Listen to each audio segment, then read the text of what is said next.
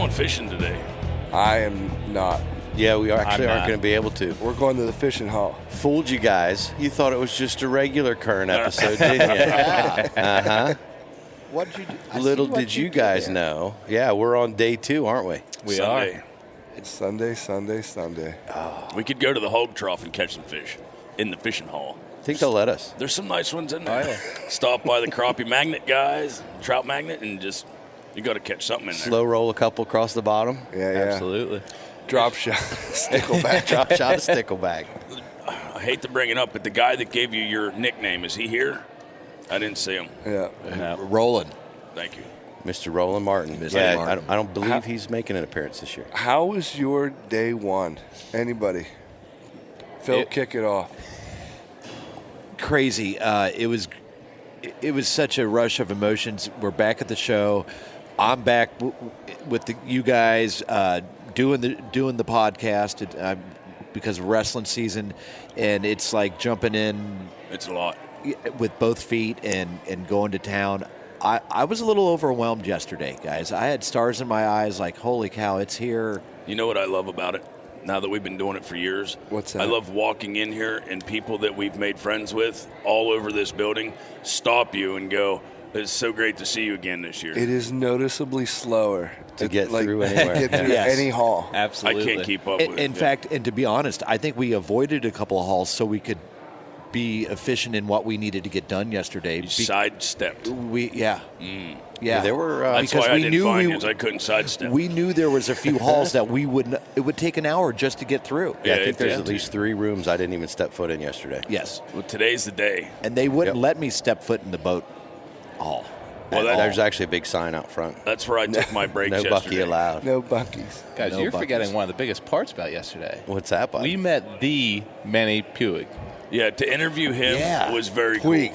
Manny Puig. Puig. I didn't say it right on even the interview either. You're right. It's a hard one to say. It is. When a guy talks to me about come down and visit me, and I will personally take you to Trident Spear Tilapia and we'll eat them, I was like, what? Yes. Where are we flying into? What time? And you'll be using a handmade From trident. him. From him. From yeah. Manny.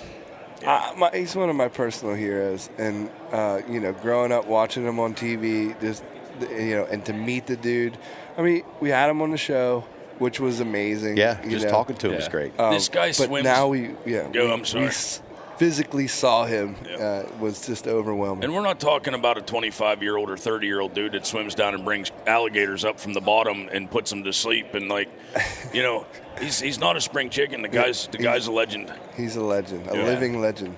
Yep. My favorite part about the whole Manny thing, I took a photo that I took with him. I put it up on Instagram yesterday. And did you see any of the comments on my picture?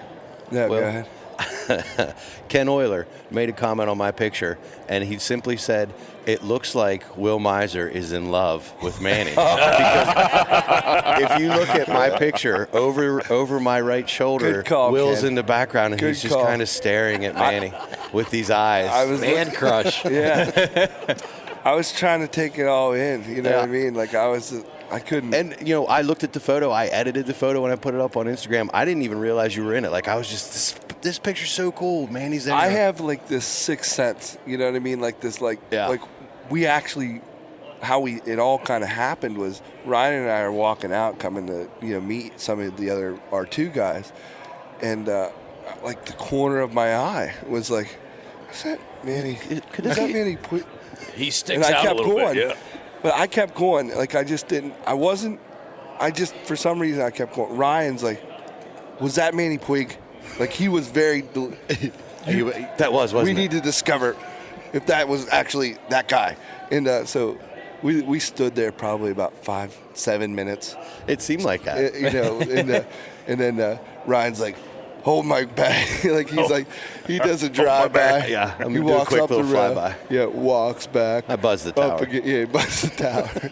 No, it was just so cool. And then we actually got to hang out with him for a very long time. Yeah, we did. We hung there. In a room full of dudes, though, the guy sticks out like a sore thumb. It's amazing. Yeah, and for being all the things he's done in life, being swallowed by a grouper and everything, everything Yeah. he's done. He's at the Razor Ranch booth, by the way. Yeah, he actually is super easy and laid back to talk to. Like he's a cool dude. Yeah, absolutely. He's really Salt down of to the earth. Yeah, he's a Speaking of which, regular guy. one of the biggest takebacks I've had, not only of yesterday, but the show in general as a whole. Yeah. The whole time we've been here, I've learned something. And it adds on to whenever we went to Florida and peacock bass fishing. Right. I have learned there's people from all over the world here hunting everything, fishing everything there is to offer in the industry. I think Florida's where it's at. Yeah. Like I always picked on people for moving down to Florida. Yeah, all roads keep going, pointing back to Florida Florida. has everything to do. Deer, turkeys, sharks. And you can do it pretty much year-round down there. Thank you. And that's probably... That's some pod fuel. Well, Yeah. I need this and this. Yeah. Give me that one. Okay, come on. Hey, fine. I'm taking your mountain knives. I did. I hate to steal That's this. pure steak, Wayne. I hate to steal this opening, but this mountain up stuff's good. Absolutely. All right, we're That's getting. our cue to exit. We got to wrap her up. That's the Yep. national anthem. So we're gonna coming have the up. national Yeah. anthem. All right, here we go, boys.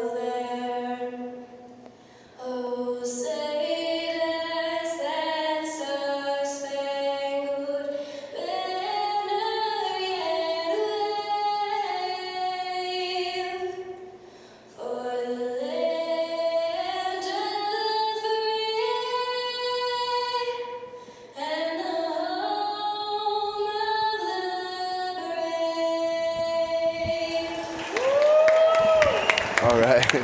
Yeah. Very cool. That is how the show day should begin. Am I right? That's how your work Absolutely. day should begin. Every day should Amen. I begin agree. that. That's true, Will. I wish we could start our workday 7 a.m. clock in, boom, national anthem. Love Get it. you pumped up. It's so cool too because yesterday everybody was talking about how that's, especially in the morning when it was still pretty fresh. That's a great way to start the show off, is just listen to the national anthem. Everybody drops what they're doing. Some cases, literally, I think I heard a couple boxes hit the floor. But yeah, that's a good start. And here we are, day 2. We're ready to kick it off. We got a few more to go. I think this is going to be a good one. Yeah. I don't even think that we're allowed to say the words, but the big game's on today. So sometimes in the afternoon on this day here at the show is honestly the best time to be here because it gets kind of less crowded. And if you want to see some people and talk to people, like after 1 o'clock on Sunday, Yeah. it's actually, to me, historically of the show, the best day to be here to try to get in some good lengthy conversation with people. Absolutely. Yeah. I'm not obsessed with the foosball. So No, the time foosball to- table's not on my agenda today. All righty. all right, boys. Let's go Let's get get her 'em. going. Rig 'em weedless. Day 2, NRA's Great American Outdoor Show, and we're fortunate right now to be with Eric Lipp, and Eric is NRA's national manager in the community outreach department.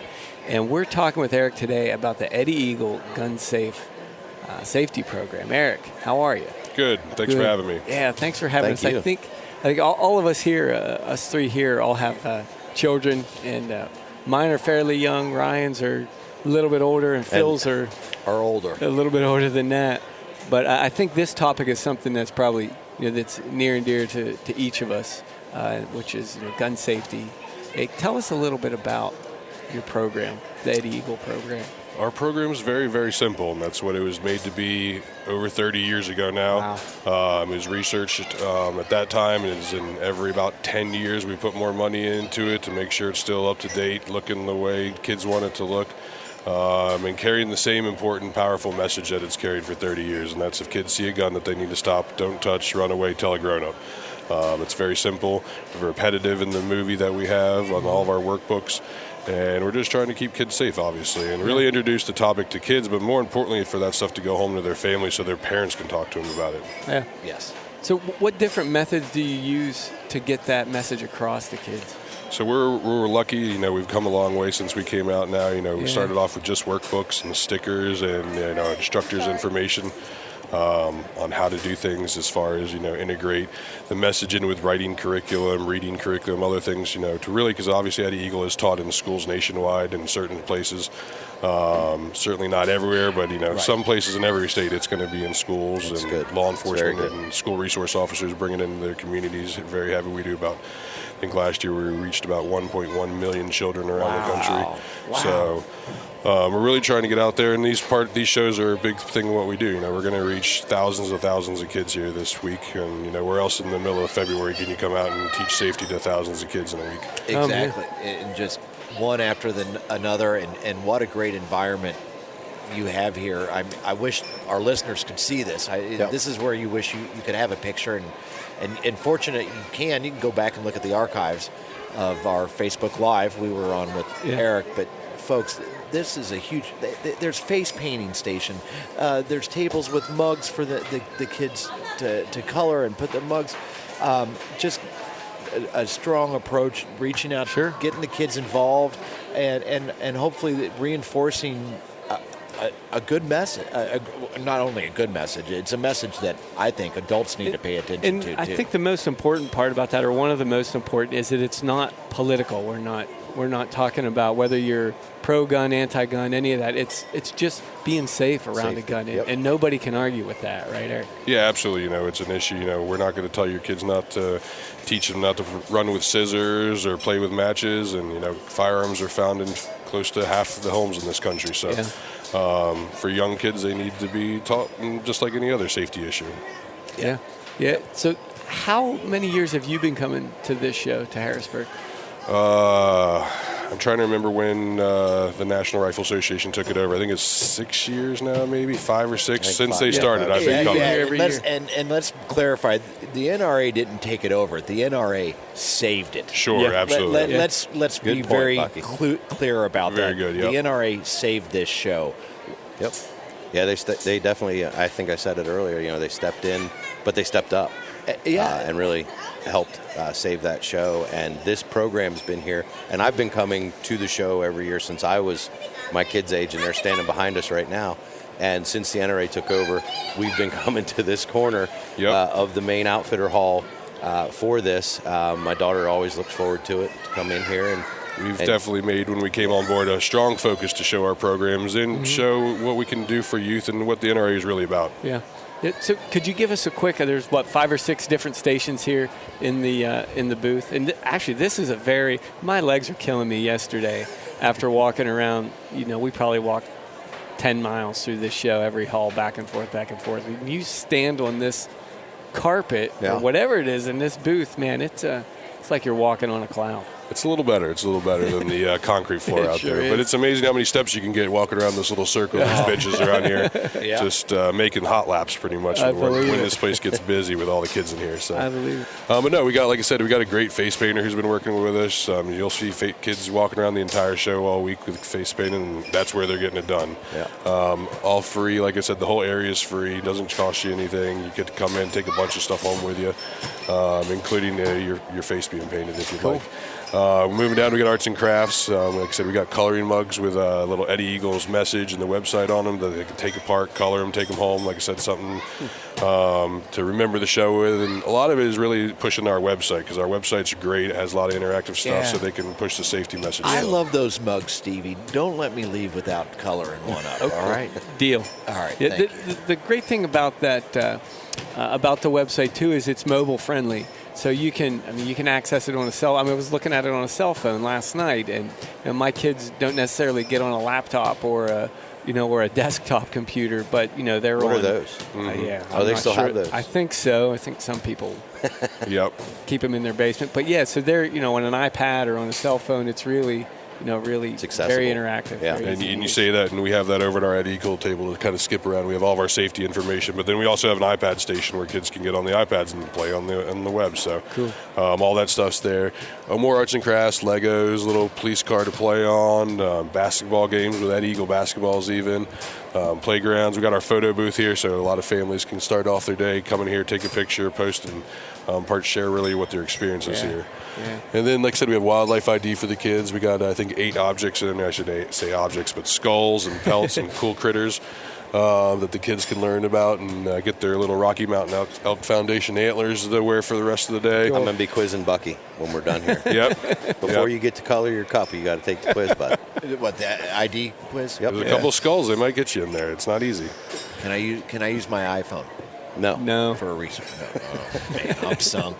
I'll never get that mug now, guys. Yeah. And then we got our, like I said, a big Ed Eagle table with all of our materials. We got workbooks, pre-K through 4th grade, stickers, little message coins for them, the movie, of course, to take home.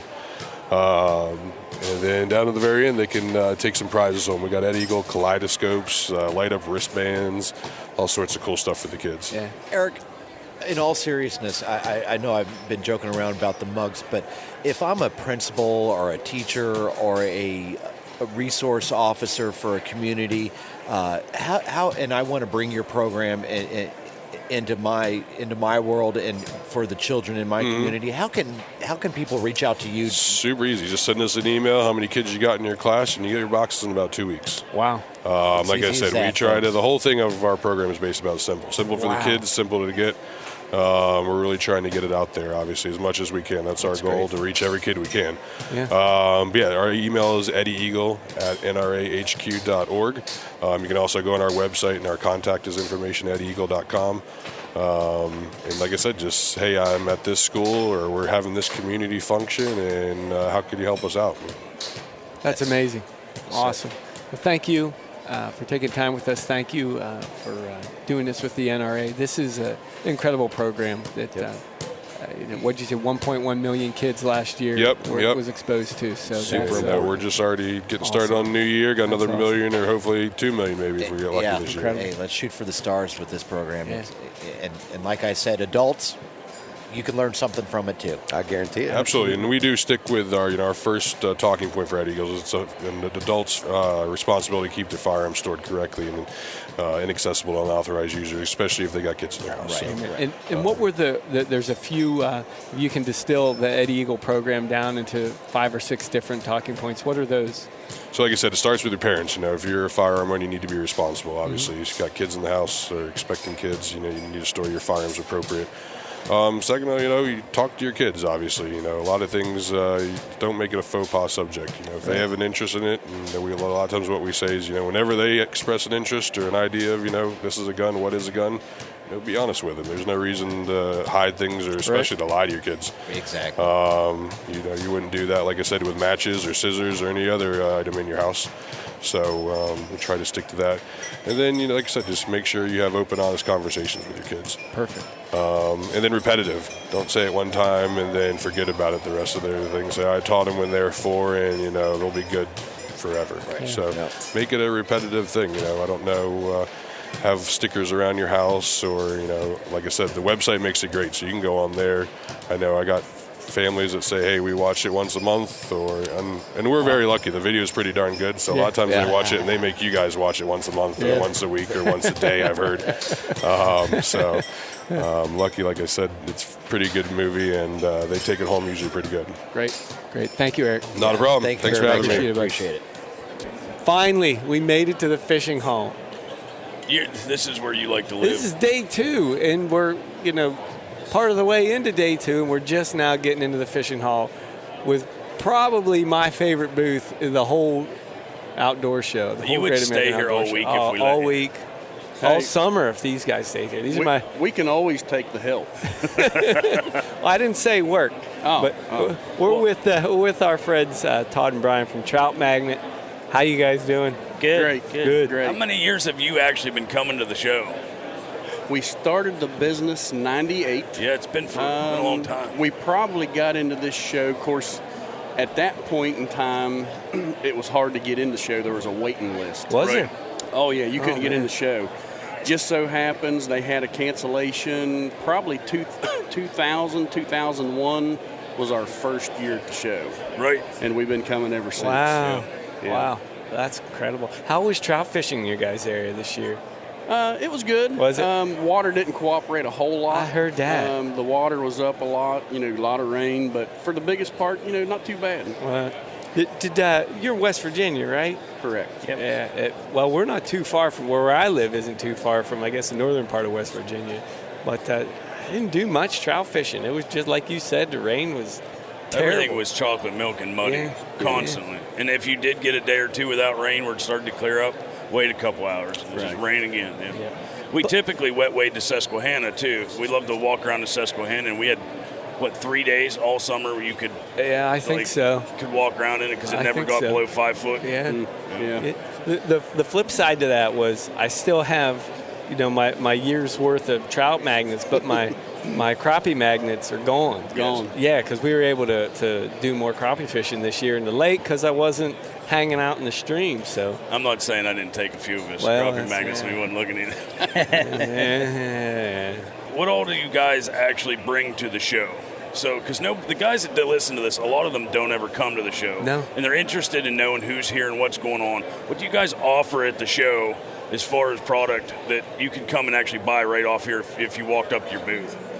There's a lot. I mean, it's a lot to go over. There's tons of stuff, but your highlights of. Right, and here's what a lot of people have to understand. When they go to the local shops, whether it's Bass Pro, Walmart, or your local bait shop, they don't carry every product we have. Right. When we come to the show, we try to bring, all 36 colors of Trout Magnet, all 32 colors of the Crappie Magnet. Anything new, that we're bringing out for the year gets displayed for the first time probably at this show. Right. So, what they have to understand, if they want to see it and see what we got for the full line, show's the best place to look at. This is the place to be. You know what my most favorite thing I got here last year was? The rod? That rod. Oh, and I love I'm that looking rod. at it, and I use that rod to, I use it with 2-pound line for trout fishing in the lake off my kayak, and I also used it with 6-pound line shad fishing. We went shad fishing in, where was that? The Delaware River. Yeah, and big shad, not, these are 2-3 pounders, and it handled it just fine. Right. Yeah, it was very That's the versatile favorite rod. small rod that I actually have. I me bought too. that rod as well from you guys last year. What rod are we talking about here? It's hanging there. Right. Now, the newest rod out that I had last year here at the show was the Trout Slayer rod. Got a different set of guides on it, microwave guides, so it takes a lot of the line slap out so you can cast further. The rod we originally came out with is the Sore Lip Series rod. Both rods are 6.5 foot, light action, just one set up a little different in the guides.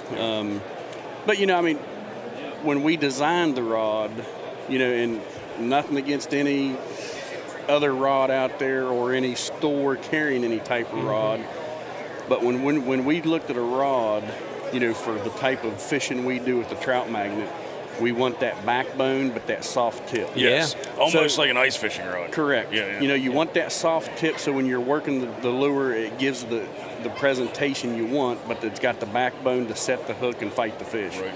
So we went through a bunch of different, rod samples, having companies make them for us before we got to where we're at now. Right. And we feel that we've got a rod now that, we would fish with and we'd recommend to people to fish with. Yeah, I think I slammed the tip of mine in the bed of a truck, so I got to get another one. I tried putting one of those repair kits on. It didn't turn out Duct tape so didn't well. work? No, not at all. Not at You're all. rough on your equipment. I heard that. What are they selling for? Here at the show, the Sore Lip Series is $25. Woo. The Trout Slayer series, the new one's $45. Yeah. Of course, we got our new reel. Worked with a company to get us a reel, so we're selling the reels for $25. So you can walk out here with the combo for $50. Yeah, you can walk out here with the combo, $50-$60. Yeah, you're good. Be ready to roll. Oh man! And I tell you what, I bought the one last year from you with the rod and reel combo, and I've caught literally.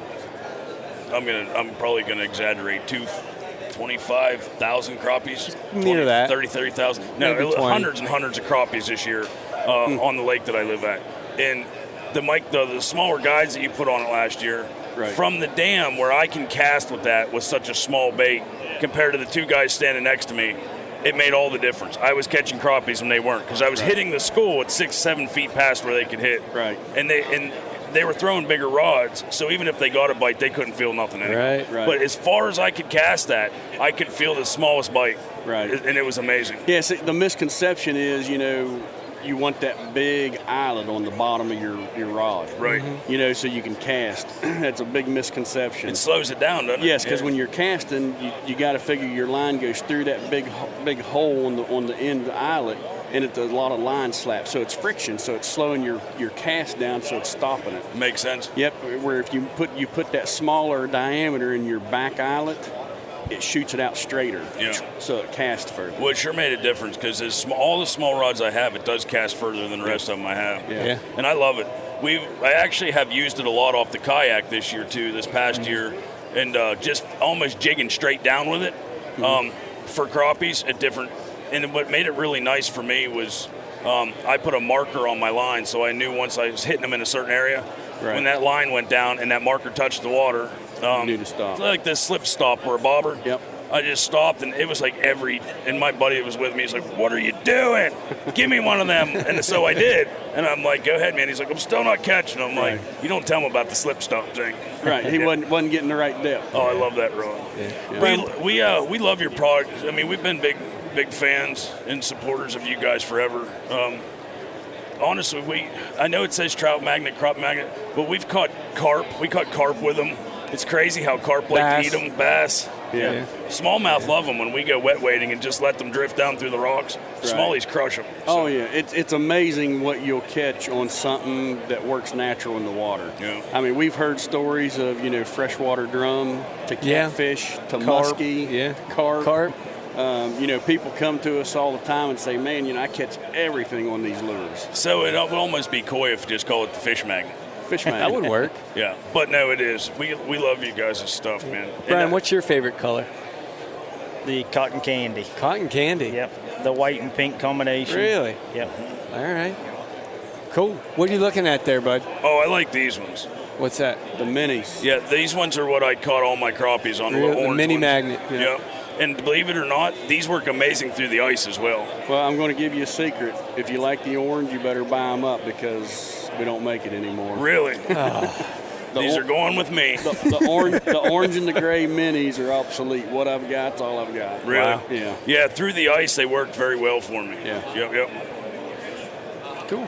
Do you guys have anything big planned coming up for the next couple of years? Anything that you can share? Any insiders? Any insiders? No, I will tell you this.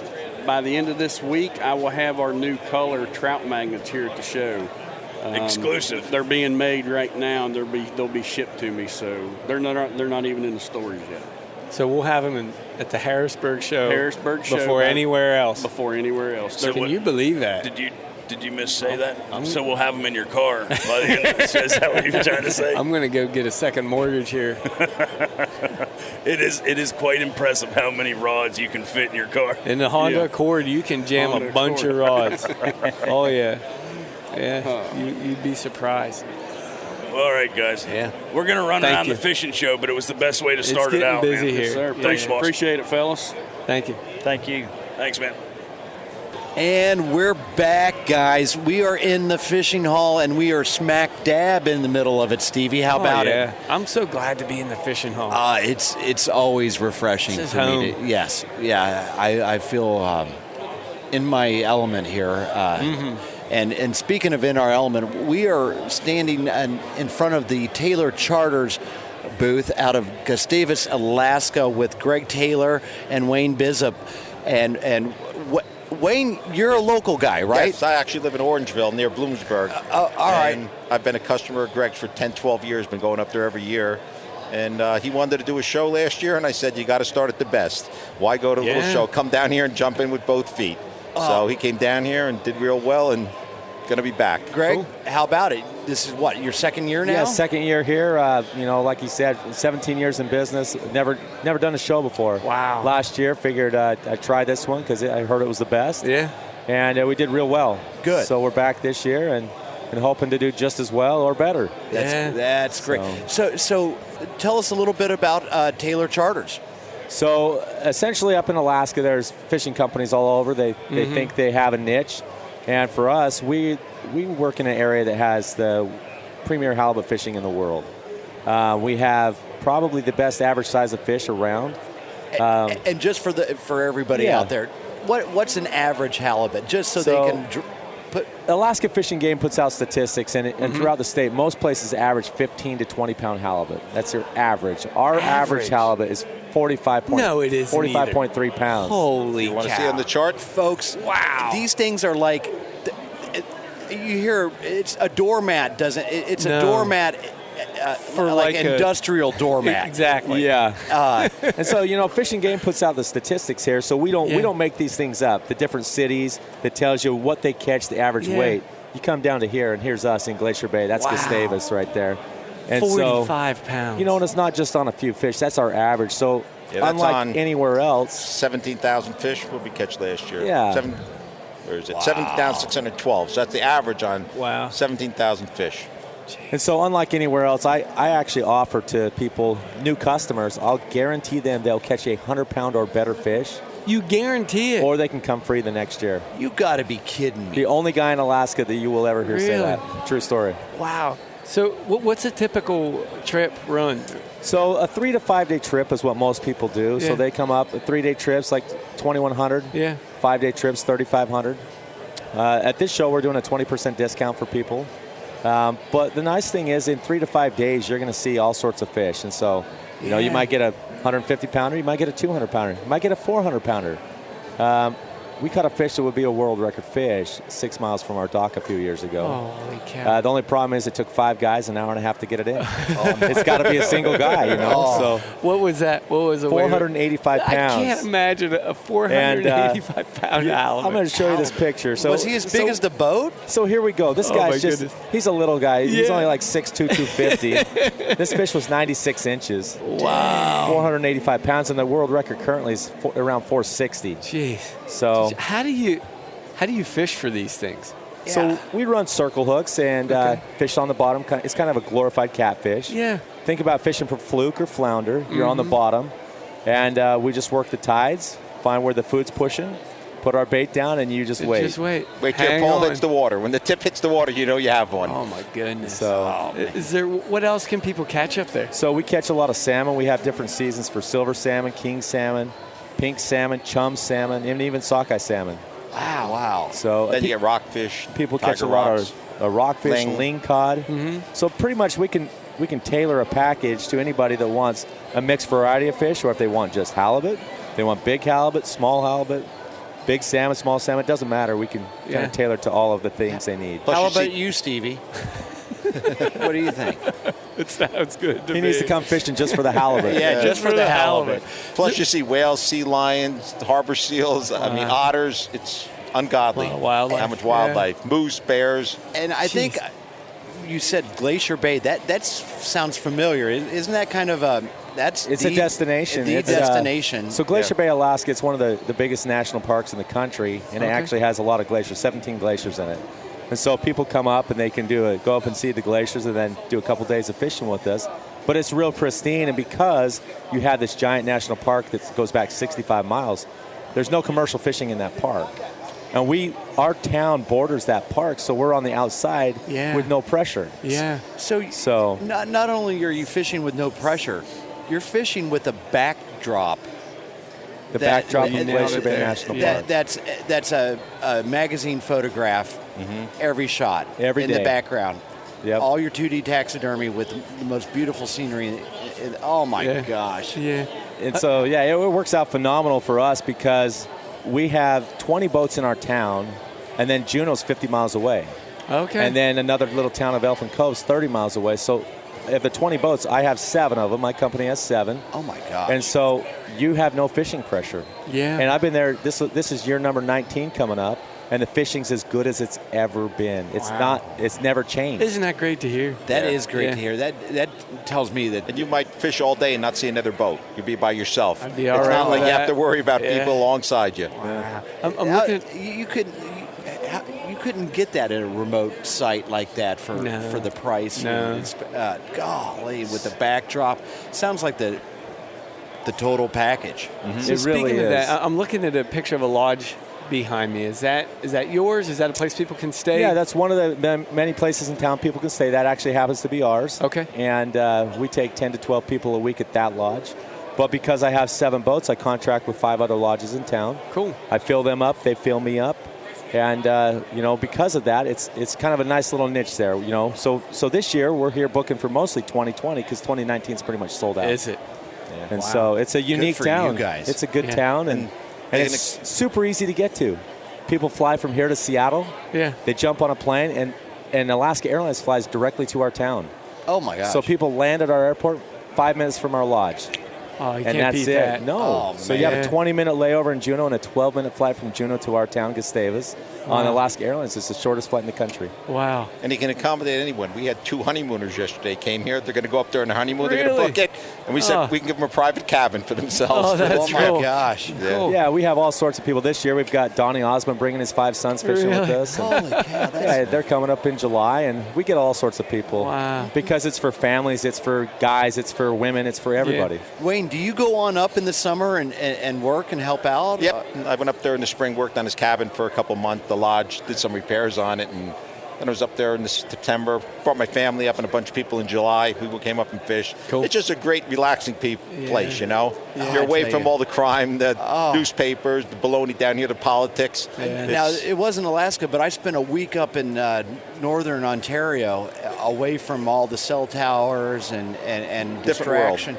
And it was great. The only time we pulled our phones out was to take a picture or to maybe look at what direction we're walking in or looking at. And it's a different world. Gosh. Different, it's relaxing. There's no pressure. I think you hit the nail on the head when you said it's a different world, and it's a world that It's a a lot of world guys like you and I like 50 years ago it was.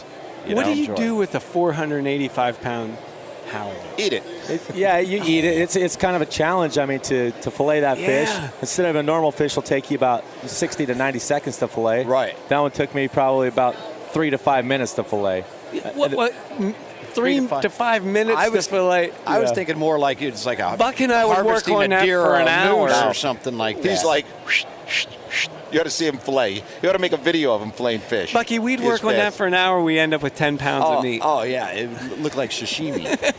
And then you throw the fillet over your shoulder because it's about 6 feet long, Oh, about that man. thick, and hike it up to your boat. Yeah, the heaviest car. fillets on that. So the 2 heavy fillets were 81 and 79 pounds, and the small ones were 41 and 39 pounds. So you get a fillet on each side on each. So each side has 2 fillets. Yeah. It's got like a seam. So you cut down the middle, and then you butterfly them off on each side. So each side's going to get you 2 fillets. And then on that fish, the cheek meat was 5 to 6 pounds Whoa. each. Talk about big butt cheeks, right? Yeah. So You know what? it was great. And he just spoke my language. Cheek meat. You can't beat cheek meat. Even walleye or something. The cheek meat is so good. Yeah. Yeah. Thank and this you. is a Thank you, Wayne. chunk like that. Oh my gosh! You got him on cheek meat now. We I caught can't. I won't get off cheek meat. We went walleye fishing earlier this year, just here in Harrisburg, and caught a few. And we got a video of him pulling out the cheek, and it's the size of a silver dollar. Yeah. So cleaning them Yeah, out. when you get one like that. Oh my goodness! Little walleye these ones were nuggets is about what the I size call of a football, Holy cow! So Man, that'd be delicious. it's not bad. And Wayne made a mistake 12 years ago bringing his wife up. Well, he thought he was going to come back with the buddies the next year. She's been every year at least once or twice. Yeah, when you come up in the first trip, his wife catches a big fish. Next thing you know. I wish I would have known this It's was a amazing. honeymoon destination 10 years ago. Yeah, right? Yeah, we went to the Caribbean. You guys might not have ever gotten rid of Stevie if he came up there. Yeah, this is true. Well, that's what happened to him. He went up there 19 years ago, never left. Wow. Never left. It's addicting. Wow. Yeah, he'd be my lodge manager now. Oh, yeah. Oh, man. Don't tell my wife. We wouldn't even have you on the podcast. You'd be up there. Guys, we appreciate it. Thank you. Absolutely. I could spend all day here chatting with you guys. Yeah. That's for sure. Got to come up and visit them Great someday. Everybody get down here. What booth number is this? 2717. 2717. And before we let you guys go, for people who can't make it down to the show, for sure, how can they get a hold of you guys, Captain? So they can go to two different websites. They can go to TaylorChartersFishing.com or ChinookLodgeAlaska.com, or they can just give us a call. They can Google us and Taylor Charters, it'll pop up. What's your phone number? What's your phone number? 801-647-3401. It's a cell phone. I'm available anytime. Perfect. Good deal. Other than when he's hauling in a 500-pound halibut. The summer, it's kind of tough to get a hold of him because he's always fishing. He fishes from 6 in the morning to about 2 in the morning because it's light, 20 hours a day. So he doesn't stop. Yeah. Sounds like a terrible job. Oh, boy. Twist his arm, right? Thanks, fellas. That's right. Hey, thank you, guys. And we are still in our favorite hall, the fishing hall. Coming over to talk to Uncle Bobby Uhrig over here at MegaStrike booth. But we got preempted by Bobby on behalf of Phil Kerman, who I'm super jazzed up about this. What are you jazzed up about, I'm jazzed up because Phil has is representing Amphibia Eyewear. Yes. And tell us a little. You'll do it justice, Phil. What you got going on here? My Phil? mind is so far ahead of my tongue right now over this. Sure. So what we have here today is floating sunglasses. Not your everyday thing. They usually run anywhere between 120 to 180, but we have a show special today and through the whole week for 100 only. What's really cool is they're your floating sunglasses. So if you drop them in the river, in a lake, wherever, they're going to come right back up. Doesn't matter. They're sponsored by over 25 different pro bass fishermen, everybody from Jeff Crete to pick a name on the list. And what's really also cool is if you wear glasses, you can get your prescription built into them. So we work with a small independent lab at Kerman Eye, and we have a way we can actually get your prescription. Almost anyone out there can get the prescriptions built into the lenses.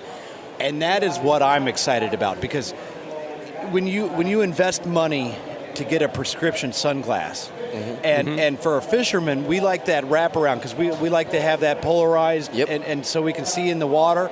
But what a lot of people don't understand is if you have a prescription, a lot of companies will not curve that lens for you to get that wraparound effect. Really?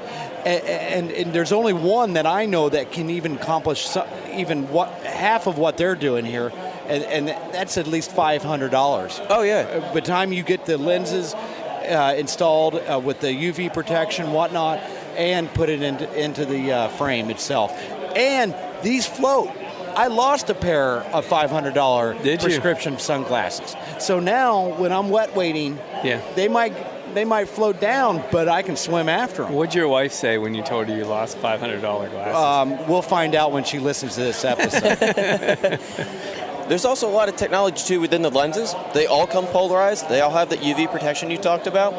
And they're interchangeable. So if you like a white frame, but you want a red lens, we can get it to you. And what's really cool, if you're a freshwater fisherman or a deep sea fisherman, the lens technology, the color matters. If you want a purple lens, as long as it has a bronze coating, that actually gives you the depth perception in the water. Sure. So nothing sucks more than when you're trying to reel your fish in, you lean over the boat. That's when most people lose their glasses. Absolutely. But these, again, will float. And then you can actually see more of the fish in the water. Amphibia guarantees that they give you anywhere between 1 to 3 feet of depth perception in the water. So if you are a freshwater fisherman and you like a purple lens, guess what? We can coat that with a bronze back coating on the other side of that, and that'll give you the depth perception. So I want to ask, tell me a little bit more about this, the different colors for a freshwater fisherman. So what is it? So if I'm in the saltwater, what color would I use there? Sure. So if you're a saltwater fisherman like I am, you would use more of like a purple tint because it contrasts the green, and that again gives you a little bit more depth perception in the water. So you can see the fish moving around a little easier, more of an outline. Heck, if you're lucky, you can see the whole fish, as long as it's close to the boat. And then in the freshwater, what colors am I So the getting? freshwater, you're going to go with more of a bronze tinted lens, and it doesn't really matter. If you come over to the booth, we can actually explain a little bit more and show you, hold it up to the light. A lot of these different pairs, they'll have purple or green on one side, but then when you're looking out, it's a different color. So this here, the one I'm showing them, is a white frame with a sea green lens, purple tint on the outside. Looks really cool. You can use them for golfing even. Yes. But then you can take them to the water, and when you're looking out, you can see, hold up the light, there's a bronze tint there. And that's really good for freshwater fishing. You know who the niche you need to get to? Who? Who's are that? all those bow fishermen out there that are constantly looking into the water. Sometimes they're doing it at night with a glaring light off of there. I'm sure you guys could come up with something to help them out even at nighttime with that. We do, actually. We have yellow lenses that are made for early morning and late afternoon. So yellow lenses are not polarized, but they are good for hard-to-see light situations. Nighttime, they work, but their main prime time is right after dawn and right close to dusk. Cool. So you've developed eyewear specifically for the water sport enthusiast. If it's fishing to boating, if you're around the water, you need a pair of amphibias. I'm going to put Uncle Buck in a pair this year. Cool.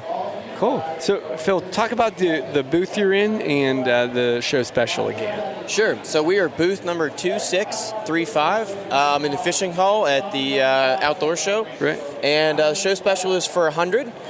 So it's a really great deal, and you can pick them up here for 9 days straight. So we'll be here open to close. All right. Good deal. Thanks, buddy. What if our fans out there can't get down to the show? But good point. They are in the Harrisburg area locally. How can they get a hold of you guys? Sure. So we are Kerman Eye in Hummelstown, Pennsylvania, right near Hershey Park, off of all the major routes. There might be Route 39, 283, 722. And you can get a hold of us on our website at www.kermaneye.com. That's KIRMANEYE.com. And they can also go through Amphibia here, which is amphibiaeyegear.com, AMPHIBIAEYE gear, GEAR.com. Perfect. Everybody, go online, check this eyewear out. It is incredible. It's the next thing for water sports enthusiasts. Get out there, check them out. Awesome. Thank you, Phil. Thank you, guys. Thank you for your time. Thank you, Phil. Appreciate it. Appreciate it. All right, back in the fishing hall, guys. Bucky, where are we? We are back with an old friend, and I mean an old friend, not in age-wise, but an old friend. Long-time friend. Yeah. Old friend. You do this show for 10 days, and you become old very quick. And we know him as Uncle Bobby Uhrig, everybody, with MegaStrike bait. And we have with us today also John Stigler. Sorry about that, John. And you're a local guide. I am. I am a local guide on the Susquehanna for River Smallmouth, and I also own a small tackle company. Cool. Where's your tackle company at? It's an e-commerce site. Okay. On www.snagler.com. Okay. Cool. What have you been up to, Bobby? Yeah. Well, actually, we're busier than ever back at the warehouse in our manufacturing facility. You know, we're in Tackle Warehouse, Dick's Sporting Goods, Cabela's. We sell all over the world. Yeah. And what happens is we come out to these shows, and I'm going to tell you flat out, I've been to shows all over the United States. I've been all over Canada. We do the Great American Outdoor Show here, and we meet you guys, and you guys are absolutely phenomenal. You're very good to us. I mean, you guys are like brothers to us. You know, we've talked to each other over the years. Thank you. There is no show in the world like this show. It's 9 days long. They bring the best talent. We got Phil Robertson here this year. That's right. We have all kinds of musicians that are here. They got a huge concert back here. They have a country music concert back here. I mean, Ollie North was here yesterday. I mean, how about that? It was amazing. And you know, one thing about being here is before the show opens, 5 minutes before the show opens, okay, they have the flags, American flags hanging here, and they get somebody to sing the national anthem. You can hear a pin drop in here. Yeah. Everybody takes their hats off. All the vendors are all lined up in a row. They sing the national anthem, and at the end of it, everybody cheers. It's the NRA is the deal. I mean, there are so many people out there trying to take away those rights, and I don't want to get political here, but I will get, I will back my country. I'm going to back my president. It's a great show to be here. I mean, you have everything from the world famous hog trough. You've got Enigma rods next to us. You got amphibia glasses here. You got guides from all over the world here. You can go to Alaska for halibut. You can go to Australia. You can go anywhere. You have hunting guides. You can go to the North Pole and get these muskoxens there. You can go out deer hunting. You can go to Australia, again, all over the world. There are people here. It's 7 buildings. There's no way you could cover this show in 2 days. Not even close. Not even close. They've got the RVs. They've got ATVs. They've got bass boats. They've got river boats. And let me tell you, and I don't mean to prattle on about it, but you come here and people, leave your wallets and your credit cards home because you will go broke. You will get divorced. It is over. You can go broke. When my first marriage ended right after the Great American Outdoor Show. Fellas, you're doing a great service to the gentlemen out there. They might want to leave their spouses at home. You want to get divorced? I'll save you thousands of dollars in lawyers' fees. Okay, you come here. Come to the show. You will get. At least you'll get some tackle. It's $15 to get in. It's $15 to get in. And let me tell you, your wife will divorce you. And you could buy trucks here. You can spend $100,000 here in a heartbeat. Yeah. They've got log cabins, prefab log cabins in the back that are nicer than houses that are getting built. They're beautiful. I've already bought 3 rock jumper boats. Okay, and you know how much it is. Yeah. You could get in serious trouble here, man. Yeah. But you know what's great about here? Everybody's upbeat. And you know what? Like I said, everybody here, they're hunters, fishermen. I mean, I don't see any, activists here that are bringing downers on people. Everybody is friendly. We come here. It's a community. It is. It's an absolute community, and it's a shared thing we share together, and it brings us together.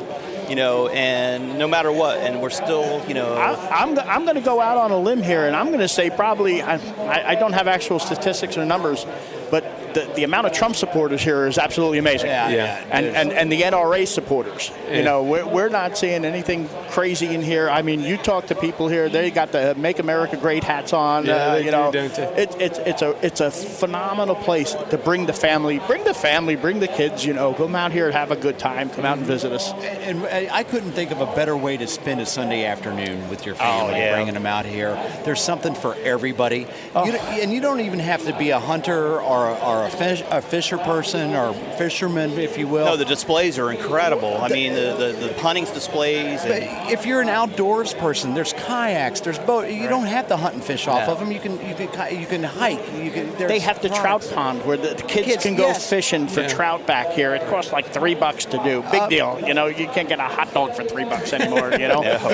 They got Monty's pickles back here. The guy Monty is from PA here. He has the best freaking pickles, I'm telling you. And you know what? He sells out at every show. Everybody loves the guy. He's the nicest guy in the world. You can get a pickle, a fishing rod, and a log cabin all in the same Where building. Where else can you do that? Yeah. And divorced. And divorced, and take your kids over to the Eddie Eagle booth. That's right, for kids. Teach them some gun safety. It's an amazing place. Like I said, if you stopped at every booth here, you'd be here for a week just looking. Mm-hmm. It's amazing. Why do you think we have the excuse of the podcast? Be here the whole week. Yeah. We're here the whole week. They're here over a half hour in our booth already. Yeah. It's good. And this is why we love you, Bobby, because we've spent a half hour already here, and we're talking. You're the ambassador of the outdoor show. I think the unofficial ambassador. You share the love, and you do a good job of taking the whole show and putting it into a nice little package and a description, and that's why we love you, because you're selfless. But I'm gonna make you talk about yourself a little bit and MegaStrike, because there's some new stuff over here behind my shoulder. You're gonna be here 2 hours. Yeah, that's okay. Ryan's editing. Okay, so what we got here, they contracted me here for the last couple of years to do seminars on the hog trough. we get 200 people out here watching the seminars that I conduct, and there are a lot of really good speakers here. We've got John here, who's a guide on the Susquehanna. I met John here. Give you perfect, for instance, the networking that goes on in this building. I mean, you have people from all over the world here. We have people that come up to us, hey, I met you here 3 years ago. I met you 5 years ago. People come up, we give the kids jerseys. We have these beautiful custom-made jerseys. Little kids come up to you, and the father will sit there and go, "Excuse me, sir." I said, "Yeah, what can I do for you?" And he says, "We bought a product here from you last year, and my son caught his biggest bass of his life on this." Oh, yeah. And let me tell you, I remember that. Money's money. It is what it is. It's a business. But what I feel is, in this world and in this country, customer service has gone out the door. Yeah. In my business here and a lot of other businesses in here, it's not. Okay. Yeah. It's our top priority. Still has a personal touch. And that's what separates you. It is. And you know what? Like I said, we're just regular guys. We're just regular guys. I mean, we're not, up and above and beyond anybody else. Right. We think personalization is everything. And here's a perfect example. I met John here. John's a guide on the Susquehanna, and I'm going to plug it. I'm going to plug his guide service, and I'm going to do it for a reason. So he and I started talking, and he says, "Well, I'm a guide out here on the Susquehanna, and I love smallmouth fishing." So we sit there, and I go, "Well, we're going to go out there," and he says, it's 30 degrees out, and we're going to go out there, and the water's 38 degrees or whatever. And he says, we'll go out and we'll catch some fish. I said, "Well, how many fish are we going to catch?" And I'm a pretty smart guy. I've been fishing 50 years. And he says, "We'll catch 60, 70 fish out there." And I'm sitting to myself saying, "I don't care who you are." I said, "I've heard this story before." I said, "You know what? If we catch 2 fish, 3 fish, I'm good with that. I'm good with that." I already know where this is going because I know what this fishery does here. This is the best kept secret. Yeah, it's getting out. It's getting out. We go out here. I go out there with him, and we're catching 50 smallmouth, anywhere from 2.5 to over 4 pounds. The footballs. They're all footballs. Yeah. They're healthy. Second week of January. The ice is still there. There's chunks. The Titanic would get crushed out here, let me tell you, because of the ice that's floating down this place. So what happens is we go out there. We're using these little tiny mega bugs on our shaky heads. And I introduced John to these bugs, and we're catching them. And I mean, we're banging them. And it's absolutely incredible, the fishery that's here. And he says, "Bob, it's a slow day. We're catching 50 fish." I was disappointed. I mean, I have to come back sometimes and realize how fortunate I am to live on the best You're river. spoiled. I am. I'm You're spoiled. I mean, if you go to some lakes, and these are professional anglers that are out there fishing, FLW, Bassmasters, etc. The best fishermen in the world. The best fishermen in the world. And, they go out, you watch them on Bassmaster, FLW, Major League Fishing, and they're catching 1 or 2 or 3 fish. When you come out here and you're catching 50 fish, 60, 70 a day, you're sitting there and you're going, "Holy cow, what is this?" What happens out here is you need access to a jet boat. Yes. And if you're fishing 3 foot of water, and then you're fishing these eddies that are in 6, 7 foot of water. And when I started learning how to do it, we call it trout fishing for smallies. Yeah. Is what it is. Okay. Trout fishing for smallies. 3 foot of water, and then you come upon this eddy, behind a boulder, and it's probably the size of our booth, 100 square feet, 200 square feet. And you'll catch fish there. The last time I was out, I caught a 3-pounder on my first cast. Right. And I went out with John. I said, "How many fish are down there?" Like maybe 3, 4. He goes, "Bob, there could be 50 fish in this one little spot." Yeah. Hundreds. And then you sit there and you go, you try to think they must be just stacked on top of each other, but there's nowhere else for them to go. Right. They can't go out into the main river because it's still cold. So it forces them to congregate in certain areas. And these things are still fighting in 38-degree water. Jumping out of the water and doing backflips. And you're just laughing. You're like 2 kids in a boat. It's amazing out there. Yeah. I never thought I would end up wanting to target smallmouth over largemouth. Absolutely. Pennsylvania's a trout state. Trout fishing in Pennsylvania is like the number one thing, but the smallmouth fishing is spectacular. I'm learning that too, John, because I'm a Midwest boy, and these people are crazy about this trout fishing here. Yeah. And I'm all about the crappie and the bass and fish that I can. But one thing I did learn is there's some good eating walleye. Yes, there are. We catch some nice walleye out of the Susquehanna, and Fishing Boat's done a nice job in managing that out there. Yes, and that's another thing that we are blessed with a Fishing Boat Commission, the management. We're just we are to have this fishery. Earlier on, even I'm gonna bring this up because bring it up, bud, because it ties it back to a podcast topic that we had, and I threw it by Bobby already, and I want to see what John has to say. People are getting worried about these snakeheads that are starting to sneak in here. Right. Can you guys just briefly? Bobby gave me his opinion. I think it's an important one. It's one more of things are going to be all right. Don't get in a panic. Well, and I've watched the Tidal Potomac, because I remember when the snakehead showed up in the Tidal Potomac. That was the first place on the East Coast that really kind of became an invasive species. It was basically ground zero. Yeah, it was ground zero. It was. And there was actually a lake in Crofton, Maryland, that they found the first snakehead in the Northeast. Somebody threw it in there from a fish tank. It in there. Okay. And so I've watched the whole thing progress, over the years, and all the doomsday and the fears of this. And the realization is, when you introduce an invasive species, it doesn't always go to the same habitat as what your natives are. So, and on top of that, they may become a food source for what your natives are. The realization, these smallmouth out here are an invasive species. Right. They were not here. They were brought over on the B&O Canal into the upper Potomac back in the mid-1800s.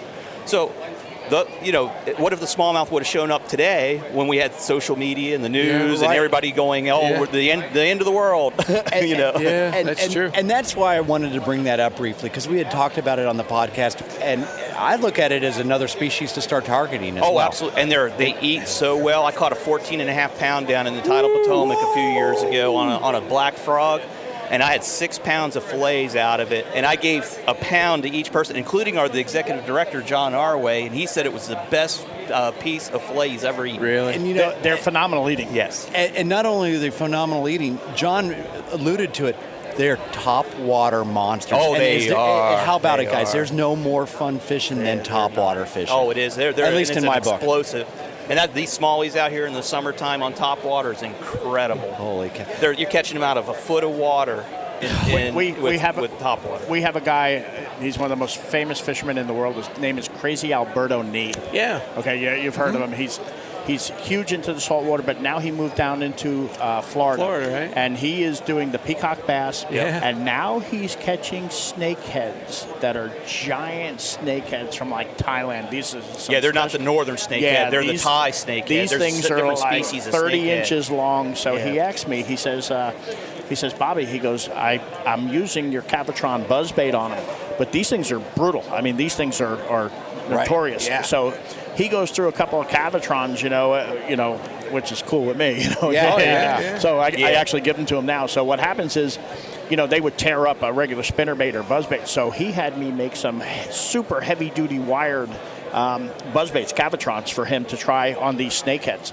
And they're red and black. They love that color, that red and black, and I have the red anodized blade on them. Yeah, I'm looking at and those he now. shows me pictures of these things, and I'm sitting there going, we got something here. Yeah. And, when we were talking, before about the snakeheads, what I find about the different species that come in that are not natural, nature creates its own balance. Nature creates its own balance. It's going to have its peak, and then it's going to regulate, and everything's going to be okay again. It is what it is. They'll figure it out. They'll figure it out. They'll find their figure niche. it out, right? Yeah, it's really about a niche, and they find, right now on the Susquehanna, we're starting to see the flatheads. That's the new concern on the Susquehanna with an invasive species, are our flatheads.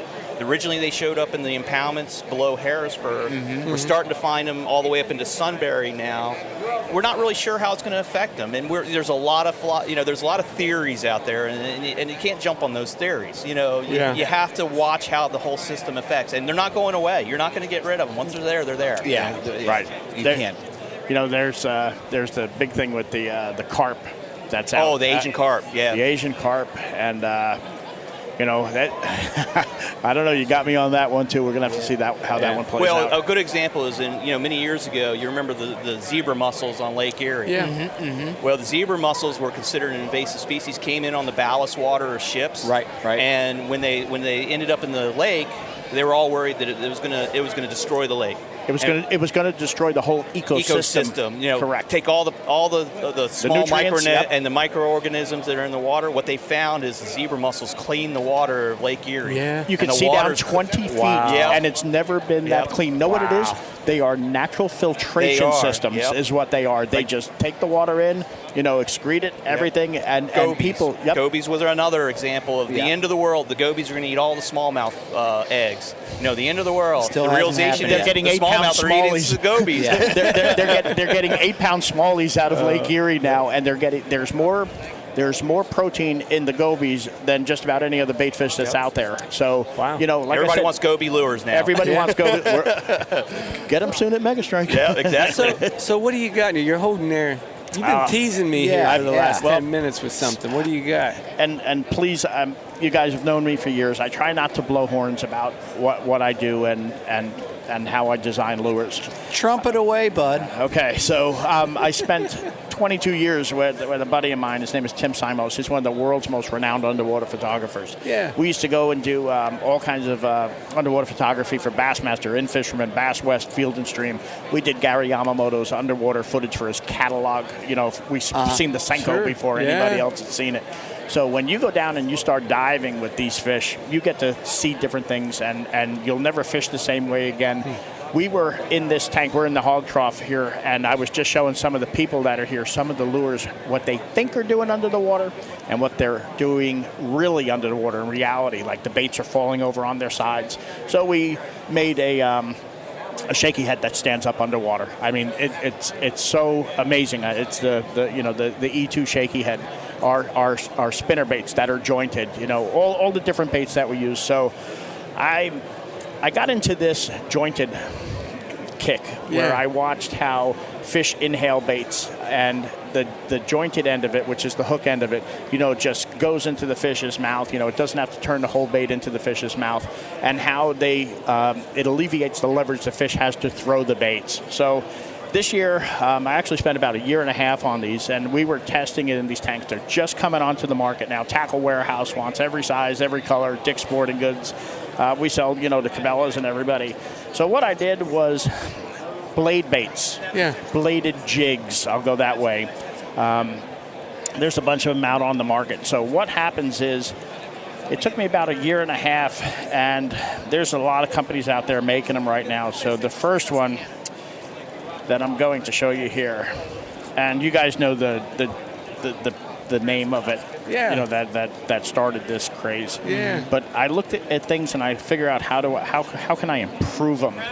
So what I did was I put the blade on the front of our jointed spinnerbait, our strike back spinnerbait, and people listening to us here, you'd have to see this, and we're going to get some video of this too. So what I did was I put a joint in there, and that is absolutely more action and vibration than any other one that's out there that I've seen. That's why I like MegaStrike and Bobby, because he's always innovative.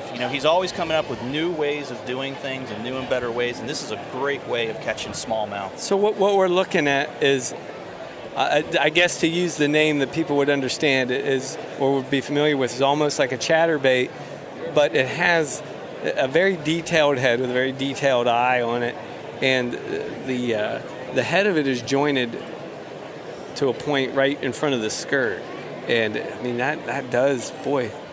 And the hook end is of very it, sticky. I almost the hook end of it is where it's jointed. So you're getting a lot more. It's almost like a jointed Rapala. How you get that action out of it, like a swim bait. Exactly. Swing. And what we want to do is we want to put a trailer on the back of this as well. So I put a trailer keeper back there. So you can put a grub back there. You can put a swim bait to accentuate that swimming action. So add vibration, more vibration, tons of vibration. Your rod tip is just popping. And it seems like that is the key to successful fishing, especially in the tournament world, to always come out with something a little bit different than last year because fish get used to that. Like they do. We found like the Whopper Plopper now isn't as effective throwing it anymore. Nope. We've downsized to the little one. Yeah, we went to the little one. And that's working. And it's a different sound. It's a different sound vibration. or whatever.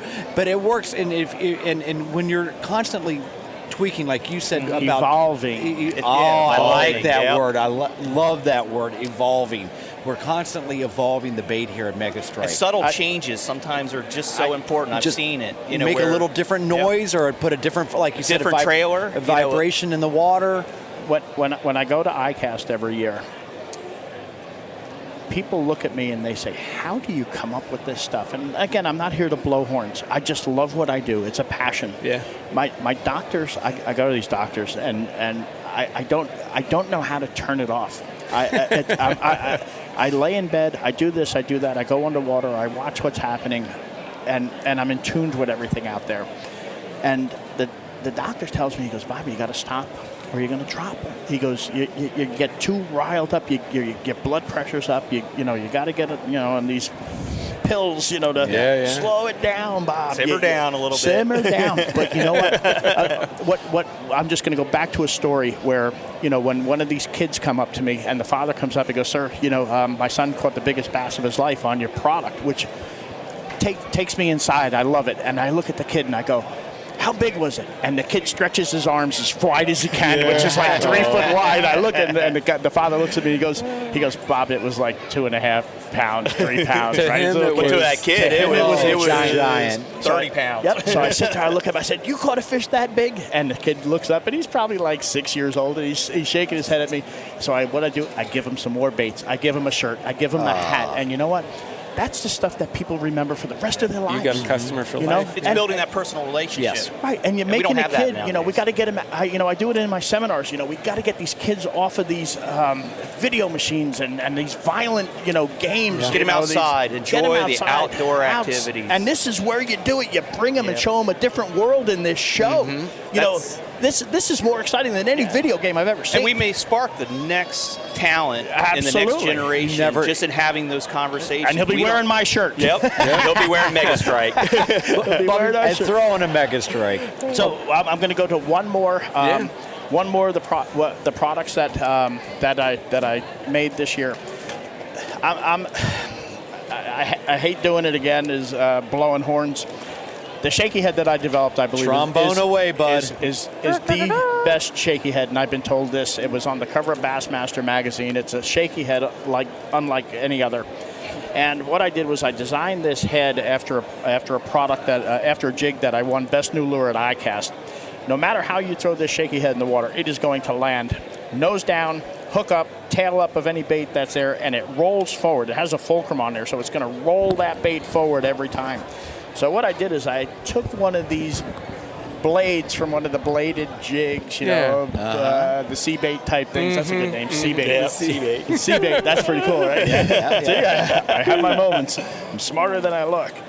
And what I did was I added it onto my shaky head, and I call it the Shakin' Shaky. So right there on the package, you get 2 in a package. They're $6.95 for 2 of them. It comes in all different sizes and colors, all the way from an 1/8 ounce all the way to 3/4 of an ounce. So what happens is you can put any bait on the back of there. You can put it on either weedless or exposed hook. You can put a swim bait on it. You can put a worm on it. You can put a twin tail on it. Any bait you want on the back of it, and you're going to be able to reel that in, get tons of vibration on it.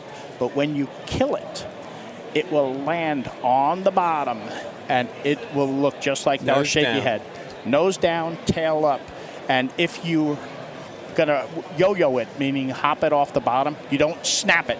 You just lift it, and what it does is it shimmers, and then it just falls with a ton of vibration. And we'll demo that in the tank. And I remember when we were up in New York fishing by your cabin up there, and we were fishing the lakes up there, and you had gotten that out. You had just literally I just made them. There was no packaging for it or anything. And he was catching one after another on a largemouth up on these clear lakes. It's just something that just causes them to strike. It's just something different about it. The vibration, and the combination of the vibration and the soft plastic and more of a jig versus a moving bait. Yeah, and I think it's something universal. Different. It's something universal. And then that action that blade will create. Well, we did the slow-mo. We're going to give you guys the slow-mo, and you'll see that action of how that blade turns and then comes down and flutters, and how the bass inhales it. Right. Just puts that action on it. These will be available. We've got our packaging in. We've got everything together for them. So probably in the next 2 weeks when we get back out of this show, we've got 8 more shows lined up. And what we do is, more than anything is we try to introduce product here and build relationships. Sure. The word of mouth is everything. You can go on there and you can put footage on any TV station. It's all cutting and editing. What we do here is we show people. We've got 200 people at our seminars here, and it's standing room only. And when they see what happens here, they just come over to our booth and just wipe us out. Yep. It's a good time. It's fun. Yeah, it's fun. So, speaking of which, you have several seminars this week, I've got a seminar today at 1:30. We're going to end probably a little early today at the show because of Super Bowl today. Yeah. So, and then we've got all the way till next Sunday again. Okay. I mean, when we're done here, we can't talk anymore. We're done. We're wiped out. You got 9 days here, and they must have put 50,000 people through the doors yesterday. Yeah, it was a big day yesterday. There's a 250,000 who comes through here in a week. Without a doubt. And you know what? Everybody here, they walk around and just are mesmerized by the most incredible things here. I mean, things that you never even knew existed. Yeah. Well, things that you can see on the internet. The internet is a way to explore a lot of things, but to see actually it in person is a whole different level because it gives you more contrast about the size of things. You might be able to talk to the guy who invented it. Right. And the personal touch. They had Jim Shockey here 2 years ago. I mean, Roland Martin was here with us last year. I mean, Shaw Grigsby was here. Hank Parker, Mike Iaconelli, all these guys. This is the show. What happened this year was all the MLF, FLW, and Bassmasters is all this week and next week. So, they couldn't make it down here, but they still got, they got John doing seminars here. Some guy from MegaStrike's doing seminars here. I don't know that guy. We got Rod Bates, who's a guide here, a catfish guide here on the Susquehanna.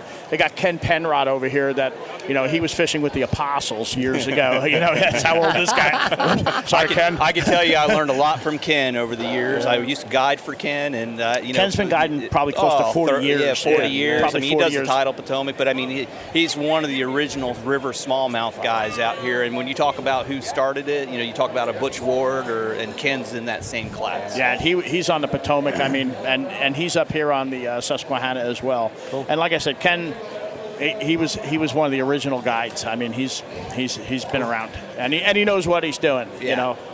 Well, I tell you what, guys, it's always coming by here. It's like visiting my family from out of town. You guys are great to us, and we appreciate it, man. I mean, you guys, if you're stuck on a bridge at 3 in the morning, I'm coming to get you. Same here. Likewise, your whole crew, you guys are always great to us. We pass through. We're always jawing at each other, being smart alecks and making the show. Friendships. We're just people. Yeah, I mean, we're not putting on any different hats or masks or anything else. This is who we are. And I know who you guys are. And I tell people I'm an open book about what I do. I don't hide things, because I want people to learn how to do it, because I want more people to enjoy the experience. Exactly. John, how can people catch up with you if they want to book you for a trip? At my website, www.snaglertackle.com. Okay. And there's a place to contact me, but you can also email me at snaglertackle@aol.com. What I wanted to do before we close. You got it, buddy. I want to thank the NRA for putting us in this show. Okay, they contract us out, but also with the amendments. Excuse me. I get a little choked up when I think about everything that's going on in this crazy world right now. These guys are sticking by their guns. How's that? We're sticking by our guns. Yep, right. And you know what?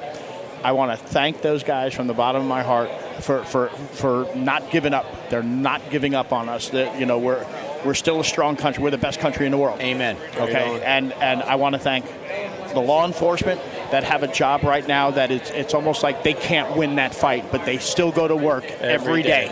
I want to talk about our military people. The same thing, okay? It's a tough fight out there. They put their lives, and firefighters, EMTs, all those guys out there. All the first responders. All the first responders that go out there and put their lives on the lines so that we can be in this country safe, that we can go fishing any day we want, okay, that we can do just about anyone. We have our freedom here because of those guys. Yes. We do a big thing with the USO. 24/7. When we're sleeping, they're working. That's right. And I want to thank them guys from the bottom of our hearts, and everybody in here as well. I mean, everybody that comes to this show that supports all that. God bless America. Bobby, God bless them. Check them out, megastrikes.com, or just about any place you can buy tackle in the country. Right. And if you don't, you're not American. That's right. You know, as you see. And one thing I will say, every product we make is made in America by Americans. And we back our products. My American flag is right on our products. So, buy American, people. Thank you, Bob. Okay. Thank you so much. Very nice meeting you both. All right, back in the fishing hall, day 2, Great American Outdoor Show. Go figure. Yeah. Stevie, Yeah, back in the fishing hall. Surprised home. we got him out of here at all. You haven't. Not today. We're with Shane Platter from Enigma Fishing. Yep. Shane, how you doing? How you guys doing? Good. Nice to meet you guys. Thanks for taking the time with us. Yeah, so our buddy Bobby Uhrig told us we had to stop over here and talk about some Enigma fishing products. It's worth checking out if you come by the show. It's an animal of its own. It's a unique product here. I mean, you wouldn't think so because it's a fishing rod and there's so many of them out there. But, I mean, the amount of time that goes into making each rod and picking out the links and tapers and the custom actions is a well thought out, executed plan by Aaron Martins and the owner Jesse Tacarante, and they put a lot of time into coming up with these rods and the components that go into them. Okay. Yeah. You give us a rundown on that. Yeah. So we've been around a little over 4.5 years, going on 5 years now. Ever since Aaron came over with Jesse and they kind of figured out how to branch out into this field of making fishing rods. And what we use here is a Torii graphite blank. It's a Japanese Torii graphite blank.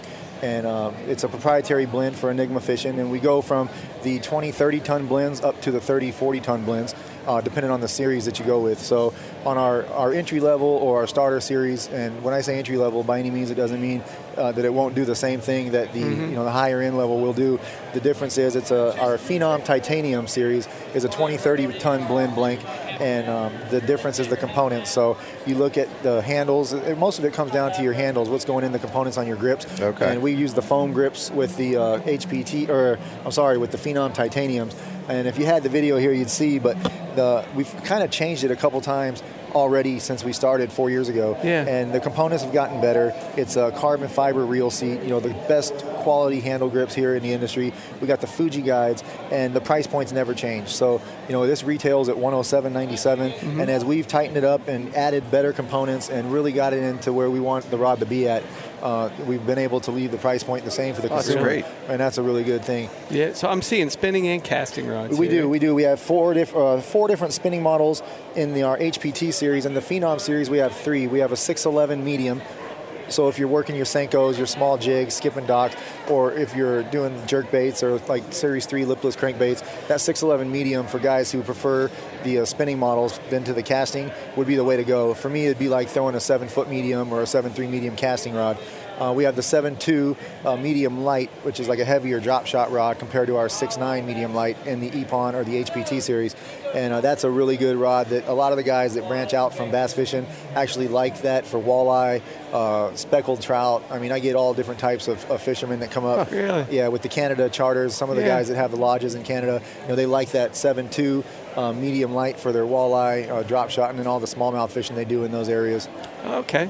Cool. So I'm seeing, I'm not used to seeing Enigma reels. Is that something new? Yes, that is something new. It's been in the making for a couple years now, all behind the scenes, a good year and a half, just coming up with the designs, getting the gears right, figuring out how we want the frames to look like, and then putting it into play and letting some of the guys test it, like John Murray, who's with us now. Todd Woods just won the Arizona Open, and he's with us as well, and he puts the reels to the test, the rods. Nice. Of course, Jesse fishes the Elites, and then Aaron fishes the MLF, and everybody puts the product to the test real hard. Yeah, you got representation across. We do. We can actually say tours, right? rods and fished by pros on every level. Yeah. So you have reels for basically every size? Like, how many different size reels do you have? We do. With the spinning reels, we've kind of just started off with our 3,000, something that's kind of more popular. I mean, the spool sizes are usually the same for the 2,000, 2,500, and 3,000. It gets a little larger when you get into the frame of the reel itself. But, we started with the 3,000 reel.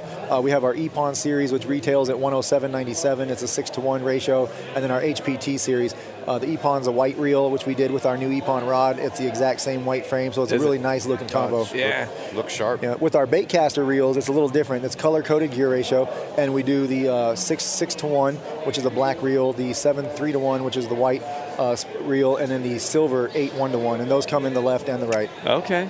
So if we're throwing, we do a lot of topwater fishing. Gotcha. If we're throwing, a 1-ounce topwater bait, what would be the best combo you would recommend? I would recommend a 7.3 medium heavy for the 1-ounce baits. I like to throw a lot of my top water on a 7-foot medium heavy too. I usually go 3/4 if I'm throwing pop bars, a spook. But if I get into the larger spooks or a small whopper popper, I usually jump up to like a 7.3 medium heavy. Okay. I got a 7.6 medium heavy on a flip and stick blank, which is a really good rod for that as well. But the 7-foot medium heavy is rated up to 3/4 ounce. You can push an ounce on it, but we rated at 3/4 ounce. And your 7.3 medium heavy would be the way to go for the larger topwater baits. Pair that with an 8.1 fast retrieve silver EPON reel, and you're good. The reels are 11-ball bearing.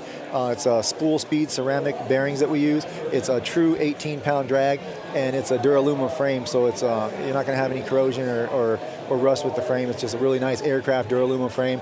It's aluminum spool with a carbon fiber handle, so it's really neat. Holds 115 pounds of 16-pound braid. Does it? That's pretty good. Yeah.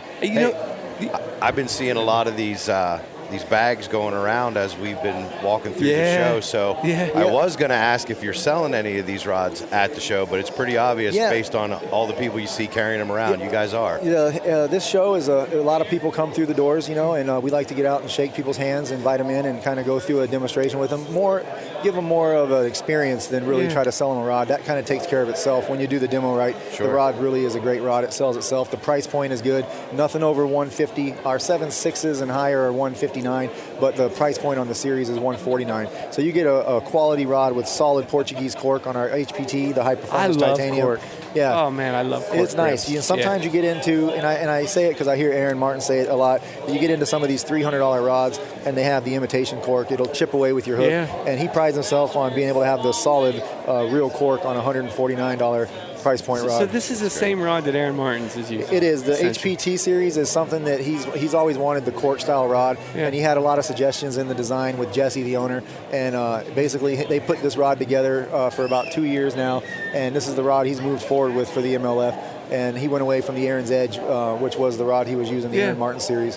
It's all about the cork. He likes solid cork. He likes, the way the bottom knob balls down instead of squares off. And even at that point, Aaron likes to customize his rods a little more than they would come as customized as they are already. Right. So they look cool too. Yeah, that's very light. You feel that? Oh wow. That is light. I can do a rod and reel combo for under a pound. I mean, I think the last one I weighed was 5.8 ounces, and I believe I weighed our 7.6 and 7.10, and they were just pushing 6 ounces. Wow. That's nothing. I mean, that literally weighs nothing. Yeah, and the sensitivity in the Torii graphite is incredible. The higher the graphite, the more intense the fibers are as far as pushing the vibrations down that pole, and you can feel everything on the bottom of your hand into the reel seat over all the components. Yeah. Yeah, what booth number is this? So this is 2,000. I'd say 2,400. So, we're right next to the hog tank. Yeah, that's the easiest way to tell folks. Get to the fishing hall, and it's right next to the hog tank. Can't miss it. The good thing about it here, guys, is you can find our reels on Tackle Warehouse. You can find our reels on our website, our rods too. So if you go to our website today to buy a rod, it's $149.99. You're going to pay $29.99 to ship it. One rod to 10. That's for the rod tube. So you're at $180. You come down here to the show, you're going to get buy two get one free. You're going to get 3 rods at $100 a piece. So you're going to save $50 a rod and the $30 on shipping. So it's just a really good thing that we do for people here. Yeah, that's awesome. That's no wonder I'm seeing so many of these being carried around all over the place. Yeah, once a year we come through and we come through and we treat people right. A good experience. We've got a great warranty. So for the first year, we cover your rod and your reel, no questions asked. After that, it's a $45 lifetime replacement fee on the reel, which is industry only, and on the rod. So you don't have to cut a piece of the rod out and send it back to us. You don't have to ship the rod back to us. Yeah. You give us a picture with your claim, and we'll take care of you and get you out another rod. That's great. That is great. I didn't even think about that. That's good stuff. Yeah. Huh. Yeah. Me neither. Yeah, we're right down here next to MegaStrike. Bobby Uhrig is taking care of us. He does the rods on the tank. He does the demos, and he's got great baits. And he's been with my brother-in-law, who is Jesse T, fishes the Elites and owns the company. And that's how I met Bobby. And I mean, he fishes Bobby's stuff. He loves some of that stuff. Yeah. And the scent that Bobby has is just a really killer scent on all those lures and trailers he throws for flipping those baits. This is it's a big industry, but at the same time, it's a small industry. world. It is. Yeah. That's awesome. Cool. Well, Shane, thank you so much Appreciate for your time, you guys. bud. Yep. Yeah, thank you very much. Good deal. Thank you, man. Yep. Oh, we're on. We're on. I didn't know we were on. We were small talking. We're sorry. Rotten River's back. We're actually, it seems like we're ending up the day here up in the gun hall. And we're here with Procision Arms. It's actually Sunday. The big game, almost said it. Oh, yeah. The You big can't say game is that. coming on in a little bit. So actually the place is clearing out a little bit, and we got a chance to look around. Yeah. We're starting to thin out a little. So I'm sorry, I forgot how to pronounce your name. I'm Jason Stenger. Jason Stanger. So Jason Stanger is actually one of our Pennsylvania guys, and Procision Arms out in the west side of the state by Pittsburgh. Yeah, we're from Washington County, which is just south of Pittsburgh. Gotcha. Yeah. You tell me anything about what's the backstory with your company here? Well, the backstory is that we started precision long-range shooting way back, years ago. I was just a child, actually, and then I actually built my first rifle on my own when I was about 14 years old. Gotcha. Wow.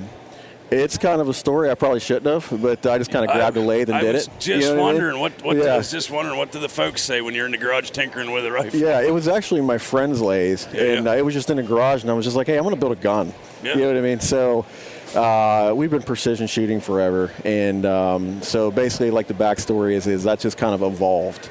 And then over time, we went to school for it. We have a full CNC machine shop, and our thing is long-range shooting and long-range hunting. Really? And so what we try to do is we try to give the hunter a huge advantage by them being able to shoot further. Gotcha. So that's what we do. And there's a lot of places, even here in Pennsylvania. I know some of my boys back in Blair County know this. The power line hunting is where the big bucks are, especially up in the mountains. You can hunt, but you can't get to them unless you can hit them from a distance. Yeah, you got to reach out and touch them. Yeah. Absolutely. We actually shot a buck this year. It was 590 yards away, and there's absolutely no way that we would have ever got to that buck. Right. Ever. We could not go over there. It was a steep kind of mountain hillside, very thick. He wouldn't leave it. He was just kind of bedded there. So what we did was we got about 600 out. It was about 590 on a shot, and then we actually turned around and shot into him. And it was a really nice buck. He was right around 135-inch buck, which is nice for this area. Absolutely. But we would have never got him unless we were able to shoot far. It sounds like he knows where to go. Yes. Well, you know what? I don't see any knowledge that isn't more impressive than to go, well, I can't get to him, but we'll get him. We'll have to build something to get to something him. to go to get him. That's absolutely right. Yeah. That's what we do. Can I showcase one of your? Yeah, absolutely. How about it? This one right here is a good one to take This down. one here? Yeah, that's a good one. And what is this chambered in? Believe it or not, that actually is a special built rifle. We actually manufactured this rifle for the state of Ohio because Ohio has some strange regulations. Okay, yeah. But we came out with a long-range rifle, which is a 600-yard rifle for Ohio, and it's legal for the state of Ohio. Huh. And so since we're on the western side, we actually hunt Ohio a lot, and so we actually came out with this rifle here, and it's a 600-yard deer rifle. So it's a game changer for the guys that are in Ohio that are on the cornfields and the bean fields and stuff like that. Now you don't have to let that 140-inch buck walk if he's 300 yards away. Right. Has this one been fired a bunch? No. Because that's like butter. It is absolutely brand new. It's never had around through it. Like it. I sprayed the Cerakote on it on Thursday. Ryan. Wow. Yes, sir. You asked me earlier what I want for my birthday. I don't recall asking that, but I appreciate you filling me in. That's not surprising. Hey, Catfish. Yes, sir. Remember when you asked me what I wanted for my birthday? I don't recall, Ryan. Well, I guess we'll have to order 2 of those. I hear that. I hope.